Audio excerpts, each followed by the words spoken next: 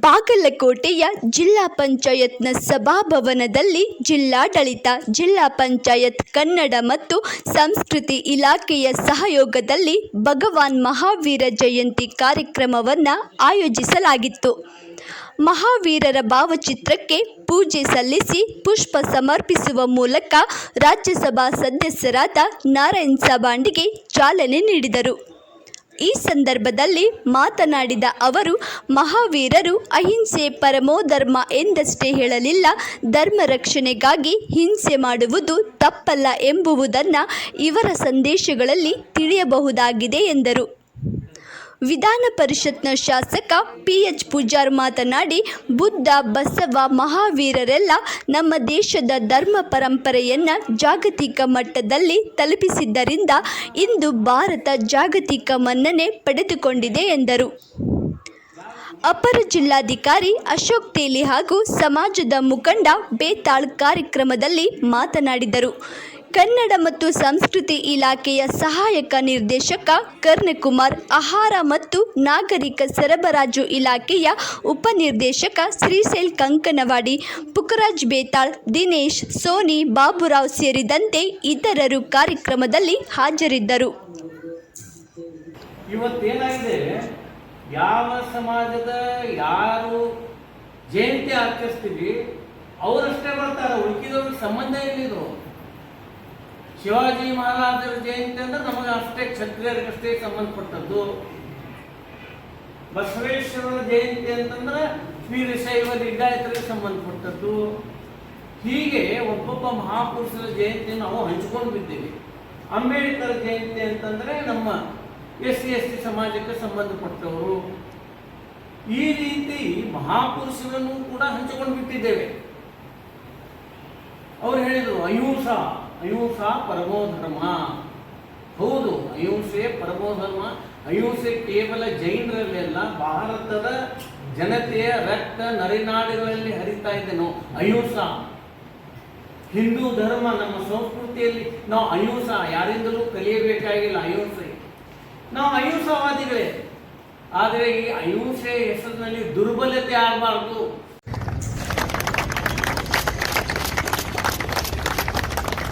ಬಾಗಲಕೋಟೆ ನಗರದಲ್ಲಿ ಬಸವೇಶ್ವರ ವಿದ್ಯಾವರ್ಧಕ ಸಂಘದ ಹೋಮಿಯೋಪಥಿಕ್ ವೈದ್ಯಕೀಯ ಮಹಾವಿದ್ಯಾಲಯ ಮತ್ತು ಆಸ್ಪತ್ರೆ ವತಿಯಿಂದ ವಿಶ್ವ ಹೋಮಿಯೋಪಥಿಕ್ ದಿನ ಹಾಗೂ ಪಿತಾಮಹ ಡಾಕ್ಟರ್ ಸ್ಯಾಮ್ಯುಯಲ್ ಹಾನಿಮನ್ನರ 270ನೇ ಜನ್ಮದಿನಾಚರಣೆ ಸಮಾರಂಭ ಹಮ್ಮಿಕೊಳ್ಳಲಾಗಿತ್ತು. ಸಮಾರಂಭದ ಅಂಗವಾಗಿ ವಾಕ್ಥಾನ್ ವಾಕ್ ಫಾರ್ ಹೋಮಿಯೋಪತಿಗೆ ಆರೋಗ್ಯ ಇಲಾಖೆಯ ಜಿಲ್ಲಾ ಮಟ್ಟದ ಅಧಿಕಾರಿ ಡಾಕ್ಟರ್ ಮಂಜುನಾಥ್ ಧ್ವಜವನ್ನು ತೋರಿಸುವ ಮೂಲಕ ಚಾಲನೆ ನೀಡಿದರು.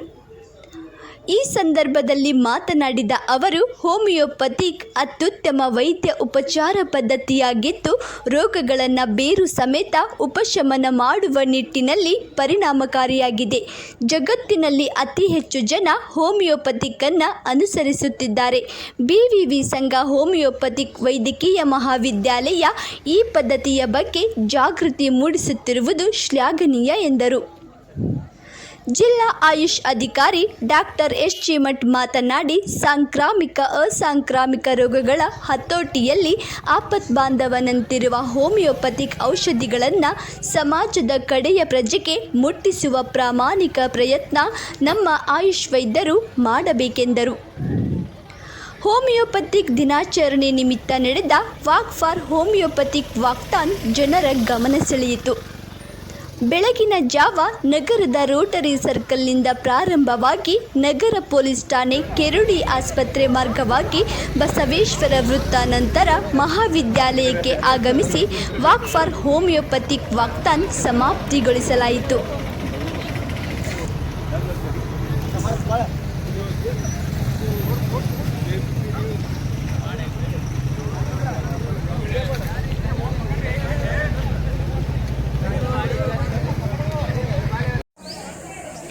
ಇಂದು ವಿಶ್ವ ಹೋಮಿಯೋಪತಿ ದಿನದ ಅಂಗವಾಗಿ ಶ್ರೀ BVS ಹೋಮಿಯೋಪತಿಕ್ ಮೆಡಿಕಲ್ ಕಾಲೇಜಿಂದ ಆಯೋಜಿಸಲಾದ ವಾಕಥಾನ್ ಕಾರ್ಯಕ್ರಮವು ರೋಟರಿ ಸರ್ಕಲ್ನಿಂದ ಆರಂಭವಾಗಿ ಬಸವೇಶ್ವರ ಸರ್ಕಲ್ ಮೂಲಕ ಕಾಲೇಜಿಗೆ ಬಂದು ಮುಕ್ತಾಯಗೊಂಡಿದೆ. ಇಂದು ಸ್ಯಾಮ್ಯುಯಲ್ ಹನುಮನರ 270ರ ಹುಟ್ಟುಹಬ್ಬದ ನಿಮಿತ್ತವಾಗಿ ಬಾಗಲಕೋಟೆ ಜನತೆಗೆ ಹೋಮಿಯೋಪತಿ ಬಗ್ಗೆ ಜಾಗೃತಿ ಮೂಡಿಸಲು ಈ ಒಂದು ಕಾರ್ಯಕ್ರಮ ಹಮ್ಮಿಕೊಳ್ಳಲಾಗಿದ್ದು, ಇದರ ಸದುಪಯೋಗವನ್ನು ಬಾಗಲಕೋಟೆ ಜನರು ಪಡೆದುಕೊಳ್ಳಬೇಕೆಂದು ಈ ಮೂಲಕ ವಿನಂತಿ ಮಾಡಿಕೊಳ್ಳುತ್ತೇನೆ. ನಮಸ್ಕಾರ. ನಾನು ಡಾಕ್ಟರ್ ರವಿ ಎಸ್ ಕೋಟೆಣ್ಣವರ್, ಪ್ರಾಧ್ಯಾಪಕರು ಹಾಗೂ ವಿಭಾಗ ಮುಖ್ಯಸ್ಥರು, ಸರ್ಜರಿ ವಿಭಾಗ, ಬಸವೇಶ್ವರ ವೀರಶೈವ ವಿದ್ಯಾವರ್ಧಕ ಸಂಘದ BVS ಹೋಮಿಯೋಪತಿಕ್ ವೈದ್ಯಕೀಯ ಮಹಾವಿದ್ಯಾಲಯ ಮತ್ತು ಆಸ್ಪತ್ರೆ, ಬಾಗಲಕೋಟೆ. ಹೋಮಿಯೋಪತಿ ಪಿತಾಮಹ ಡಾಕ್ಟರ್ ಸ್ಯಾಮ್ಯುಯಲ್ ಹನುಮನರ 270ನೇ ಜನ್ಮ ಜಯಂತಿಯ ಅಂಗವಾಗಿ ಬಾಗಲಕೋಟೆ ನಗರದಲ್ಲಿ ನಮ್ಮ ಕಾಲೇಜು ಬೋಧಕ ಸಿಬ್ಬಂದಿ ಹಾಗೂ ವಿದ್ಯಾರ್ಥಿಗಳಿಂದ ಬೃಹತ್ ಒಂದು ವಾಕ್ಥಾನನ್ನ ಆಯೋಜಿಸಿದ್ದೇವೆ.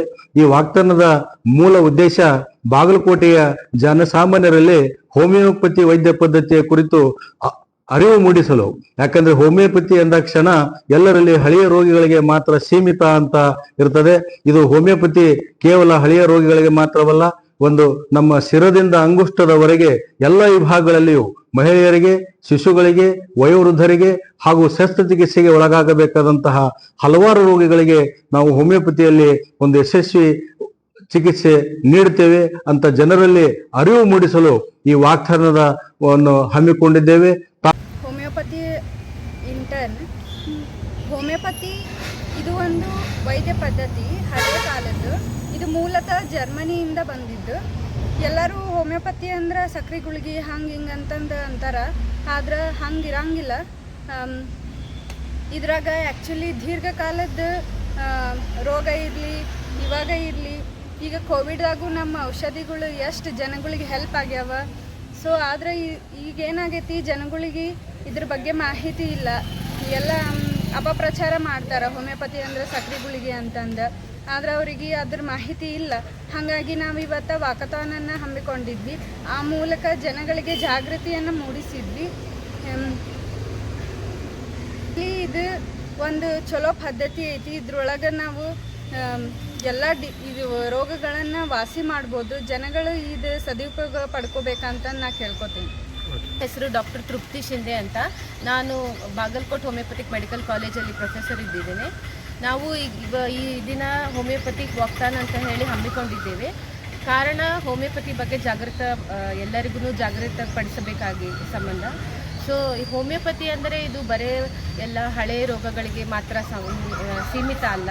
ಇದು ಎಲ್ಲ ಹೆಣ್ಣು ಮಕ್ಕಳ ರೋಗಗಳಿಗೆ, ತಾಯಿ ಮತ್ತು ಮಗುವಿನ ಆರೈಕೆಯೊಳಗೂ ನಾವು ಹೋಮಿಯೋಪತಿ ಪದ್ಧತಿಯನ್ನು ಉಪಯೋಗಿಸಬಹುದು. ಆಮೇಲೆ ಹೋಮಿಯೋಪತಿ ಚಿಕಿತ್ಸೆ ಮಾಡುವುದರಿಂದ, ಹೋಮಿಯೋಪತಿ ಮೆಡಿಸನ್ ಉಪಯೋಗಿಸೋದ್ರಿಂದ ಸೈಡ್ ಎಫೆಕ್ಟ್ಸು ಏನೂ ಆಗೋದಿಲ್ಲ. ಹೋಮಿಯೋಪತಿ